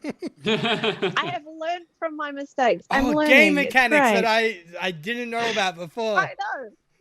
I should have learned this before, but because it's like a fighter, but you like it only resets back to that same room or like just before the boss fights. So it's not actually like you're going through and redoing a whole lot, but you do have to like earn money again. So you lose like money, which is sucky when you've had like 200 or 300 and then you lose it all. And you're like, okay, that's fine.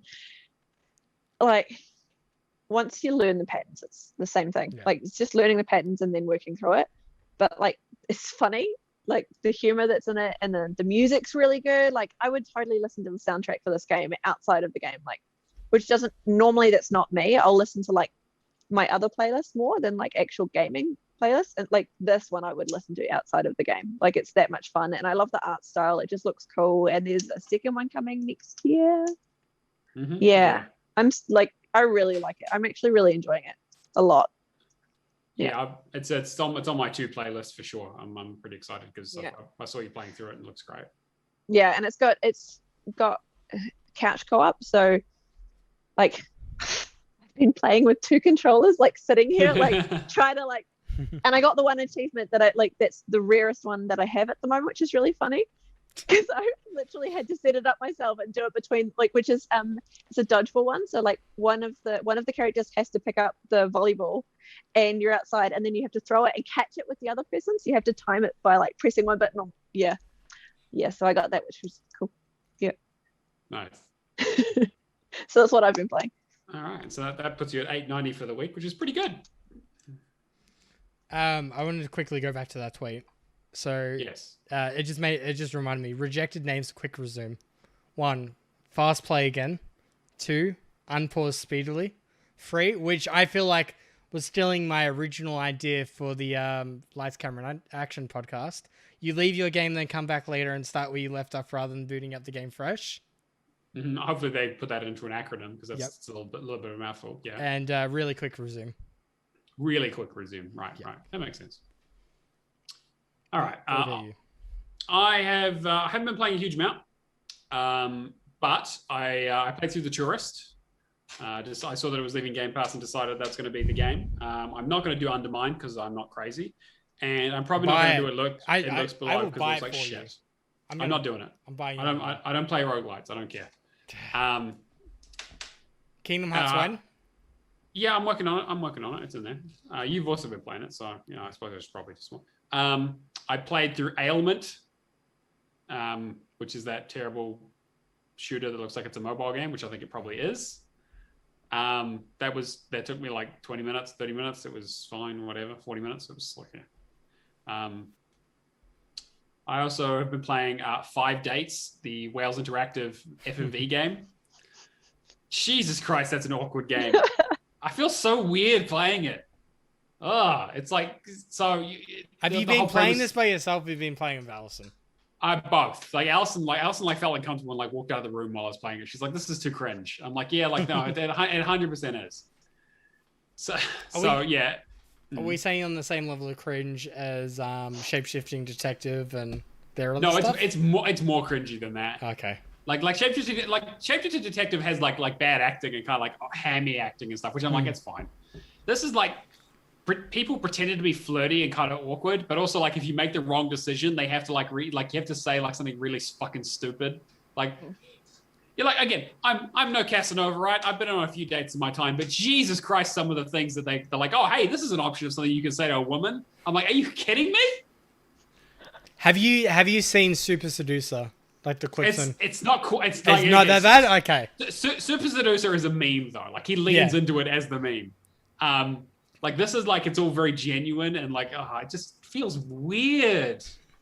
Yeah. So like there was the part where I told one of the people, she was like, oh, I'm kind of intense and like all the stuff, and I was like, and like one of the options was calm down. So I said that to her, and she like lost her shit.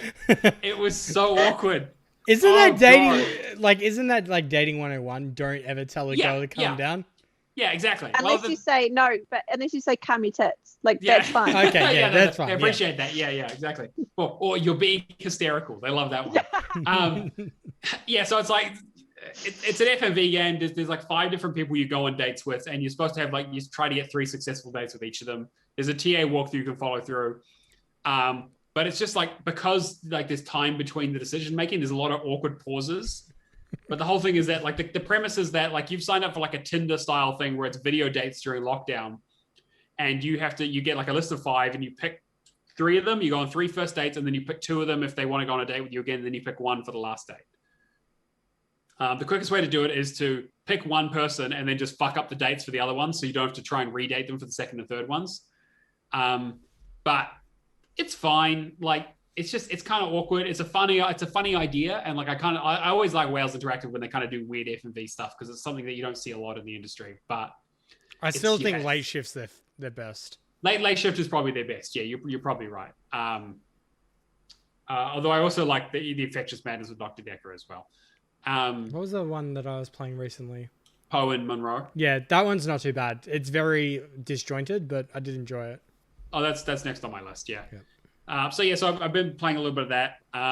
Got some more Zidalon stuff done. Just cleaning up title updates. Yeah, whatever. It's like I'm not buying any more of those games. I'm just gonna like update and complete the ones that I have or have access to. The worrying thing is now the other studios that are doing it. Potentially, yeah, but that is what it is, I suppose.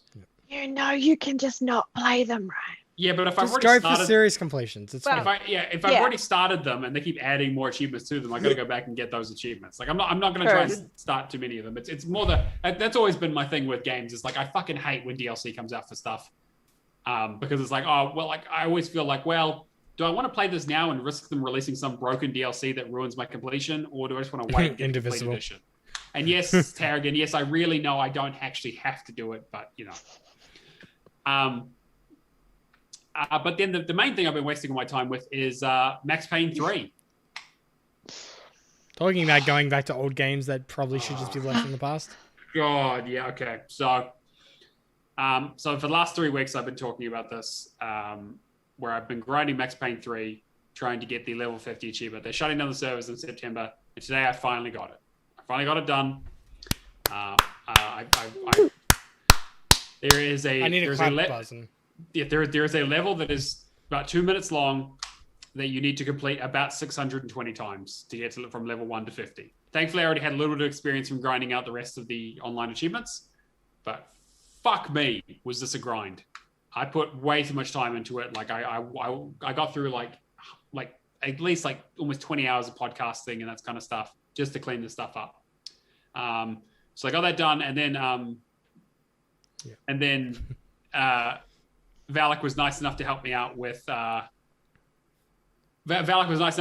last co-op achievement, which is for this Dead Man Walking thing where you need to open up 15 doors or whatever. It kind of works like zombies, where it's like you need to get enough points to open enough things. We got that, and like took us like an hour. Worked out quite well. So now I'm completely done with the game in terms of multiplayer. I've only got finishing the game on old school, finishing the game on hardcore, finishing the game on New York Minute, finishing the game on New York Minute hardcore, and then finishing the game on score tackle. So nothing difficult, just all easy stuff now. Just some of the most annoying campaign achievements on the Xbox system. So my question for you is like pretty much the same as the last 2 weeks. If you know that you're not going to do the single player campaigns, like eventually, why bother with the 600 times? Well, because I might, like, there is a chance that I could go back and do them. Like, I can still work on those. Right. Like the score attack one I can do, and like I could probably get through old school. Hardcore is going to be absolute bullshit. New York Minute I can probably do with some practice. New York Minute hardcore is going to be that one, like, like the Vanquish achievement, like Mind Laben, like the hard to the core and Dead Space 2. There's always that one achievement that's like never going to get it. So. Okay, Google, set reminder 365 days from now where Matt is at Max Payne 3. Okay. All right. Fine. I will try and do some more of it at some stage, but for now I need a break. I need to play something else. And by something else, I mean we need to get back to GTA 5 to do that before it shuts down. So that's going to be next week, I think. It took that as where is the Max Payne. Perfect. Sure. Done. and that's going to be the pain. Where is the pain? The pain is gone from the 600. Pain in the ass. I will show you on the doll where my Max Payne is. Oh, jeez. But yeah, that puts me at 5,035 for this week. So okay score, but most of it was trash. Yep. Sweet. All right. Well, that's pretty much that for that in terms of what we've been playing. Let's look at the leaderboards, though. So leaderboards. Funnily enough, what did I go from last week? I went third to first. Yeah. No, I'm pretty sure you weren't in the Hall of No. Games leaderboard. I mean, as in like, shut up. Neither were you. Oh, no. I mean, we did say All that. right, cool. I'm going from third to first then. Yes, go third to first. Third, we had Red 47047 on 21,760. Second, we had Slayer reigning at 23,585. And first, we had Games of Dane, who just messaged me during the podcast to say he will be getting his 1 mil this weekend, or should be getting his 1 mil this weekend, with 35,226. Just in a week. Yeah. Like that. Like I put that. That's what I put up in like 3 or 4 months. After the prior week that he just did. Yeah, the man's a machine. Although I did call him out for Cruz Brothers adding title updates just to boost his score. Like, what the fuck bullshit is that? Yeah, all right, timing, I'm a community manager. I'm just gonna like push some title updates out just to. Yeah, the timing was very interesting on that. Very fortuitous for him. Very interesting. Very lucky. But we reached, I think, 41 people on the leaderboard now. So, yeah, so if you want to join, get in touch with us and we'll send you an invite. We want to try and get as many community members on there as possible. Yeah, and then we'll call out the top 3 each week. And it'll never be us, unfortunately. As long as I'm not last, I don't care. Exactly. Which will never happen because I'll never not like have some game of stuff. It's okay. We have some non-achievement hunters on the leaderboard as well, so it's fine. I'm not calling anybody out. You know who you are. No, everyone is loved. You know who you are. All right, let's get into our question of the week. And I drew this one out of a hat. It was a very small hat because we only had one question. Can I just say to anybody in chat, if you want to put your questions now, go for it. We'll read out Isaac's and then we'll circle back. So Isaac, question asker extraordinaire, has asked, "Hey guys, our TV just died, so I just bought a new one online. What are you guys playing on? A big 4K TV, HDR, 120 hertz? Really, what I'm asking is, are you utilizing all that Series X has to offer, or are you okay with 1080p 60? Congrats on the new show." Thank you, Isaac. Very, very much appreciate it. I'll go first. So I, a little while ago, bought a new TV. It is a 75-inch 4K Samsung. Sorry, was that the new TV that you're trying to buy, or the new TV from... Hi, Allison. Oh, goddamn. Okay, so yes, I was also looking at maybe upgrading that to a slightly larger version of that same TV to get an 85-inch, which I think is ridiculous. But if it was a good deal, I was going to get it. It was a good deal, but not a good enough deal. But it does 4K.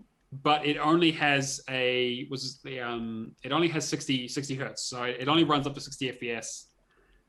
So I am missing out on some of that like HDMI 2.1 stuff and some of the like more advanced features that you find on TVs. For the record though, my previous TV was a 65-inch TV that was full HD, and that was it. So like I've never had a 4K TV, and like I've never had anything that ran at 60. So it was a big jump for me, and I'm really, really happy with it. And it's great, but you can always go bigger. That's always the thing where it's like, well, I could just maybe up this. If I spend another couple of grand, I could maybe get like a ridiculous TV that I'll see no difference in it, because most of what I play is indie trash that won't take advantage of any of it. But yeah, that's me. I don't like that's the one TV that I have in the house. Like I don't own another TV, so it's Alison and I fight over it a lot. And yeah, as Alison points out in chat, the current one is not even a year old. Yes, it's true. Yep. So so I don't think I'll be getting a new one anytime soon. But it's nice to have things in 4K with a console that can do 4K with games that are in 4K. Like I'm finally like on the level with it at least. Tarragon says a small TV is very large if you sit closer. Yes, but then you get square eyes. So. Yeah. Charlotte, what are you gaming on? What's in your gaming rig setup? My TV is a 32-inch that I bought from the warehouse. because I was like, I need a TV from my room and I don't have money. So that was the best I could do at short notice. I mean, considering, as you mentioned, you were replacing a lot of stuff that literally went up in smoke. Like literally, I had to replace everything. Like I had to start from scratch. So I'm happy with my TV. I don't care that it can do 1080p. Like that's enough. Yeah. I can still play my games. It doesn't actually affect my gameplay. So like that's fine. It would probably just look better. But I do borrow my flatmate's TV, which is out in the lounge, and that's big. It's really nice. But they've got their PlayStation 5 hooked up to it. So I'm like, you're going into a tunnel, Charlotte. Yeah, no one heard anything. I don't see it. I just put my Xbox out there and it's fine. It solves everything. But like, it works. I don't have any complaints. I'll get a better one eventually, but I'm not worried. Like I can still play on it. Yep. Cameron, what about you? Pretty much just cheaper the line, 4K, whatever. I could pick up a big W. I don't think it probably has HDR, but I mean, it's okay. It does the job. I've been usually using the monitors on my desk. I've got like a dual screen set up so I can put one screen with the guide in vertical view and then have horizontal with the whatever I'm playing in just 1080p. I'm not worrying about pretty games. I just want fast load times. Yeah, that's really the key thing, right? We're seeing with a lot of the backwards compatible stuff on the Series X is great. So fucking quick. Like just being able to just have Discord up on one screen or something, or a guide. I'd like to get a proper battle station set up at some stage. Once we get the podcast going a bit longer, and then you can be crazy like me and have controllers everywhere. Yeah. And my other one's charging. Yeah. I haven't got anything in reach because I'm sitting at a table instead of on my couch, unfortunately, because I have to be plugged into the. Showing off now, are we? I have to be plugged in to my new router because we need to get the best internet connection possible. In my defense, too, like two of them, my girlfriends. Yeah. All right. Well, I think that's pretty much going to wrap up the show. If you want to get in contact with us, you can see us on Discord, discord.io/GPNGG. We've got a whole section in there for questions for the show, the word challenge, and just chat about the show in general, along with your sort of general interest channels for GPN, including things about movies, music. We've got some Magic the Gathering stuff in there for some real fucking nerds. And then just basically Charlotte and I just posting memes and shit posting back and forth. Yeah. Other people need to get in there and start posting some hilarious shit because I need some more laughs in my life because I'm sure as fuck not getting them on this show. And then if you want to get a hold of us on Twitter, at GPN Hall of Gamers. Always forget to put the GPN in front of that. Can I just say too quickly about the Twitch? We passed 100 followers. Oh, we did. Oh, fantastic. So we're at 101. So big thanks out to everybody. Yeah, so we really appreciate it, especially the subscribers. We love it. We're really enjoying making the show live and all the hard work Cameron's put into the overlays and stuff like that. It's been really, really good. Who was 100? You're putting me on the spot here. I've got 101. So whoever the second last person to follow was, not subscribe. Yeah. Scroll. And it wasn't Steven. Nice try, buddy. And then we've also got our email, gpnhallofgamers@gmail.com if you want to send in a question there. But like Isaac usually does, otherwise the Discord is definitely the best place to get a hold of us. If you want to find me, you can find me on Twitter for some reason at Neomaster2005, but more likely on TA at Neomaster, or just Neomaster, and on Xbox and on Discord. I accept bribes. I have no scruples whatsoever. So just hit me up. We can probably play some video games as long as they, fit into what I actually own, which is most games, but we'll see. I'm currently going to be working on wrapping your head around that you'll be doing Forza Horizon in the future. Oh, fuck that. Fuck that and fuck you. That wasn't me. I don't care. Don't mention it. No, I'm editing it out of the audio version. Yes, you can find me on Neomaster on everything. Hit me up. I'm always down to chat, unless you're a weirdo. It's okay. The bar's pretty low. I talk to him on a daily basis. Yeah, exactly. No. Weirder than Shadow. It means you can't talk to yourself then, though. That was true, but that's how I ensure a good conversation. Cameron, where can people find you? You can find me on Twitter, TA, Xbox, Shadowless Edge. Whether it has a space or not, you figured that out. Mm-hmm. And Charlotte, and maybe somewhere else soon. Sorry. And Charlotte, if people want to, if you want to be found, where can you be found? I have 2 different names on different things. Like Discord, I'm just Charmander usually, or Char. On Xbox, I'm Audrey Lily or Audrey Lily 8292 because I haven't worked out how to get rid of the numbers. I'll work it out later. It's Sorry, fine. on Twitter. No, on Twitter it's Audrey Lily Char, I think. Oh, sorry. What one? Couldn't you get rid of the? No, Xbox. Oh, okay. Yep. But I think it's fine. I don't care. It doesn't bother me. And then I think I'm also on Instagram and stuff. But that's all linked in my Discord. So if you look at my profile on Discord, it's all there. It's all linked. I linked everything, even my Spotify now.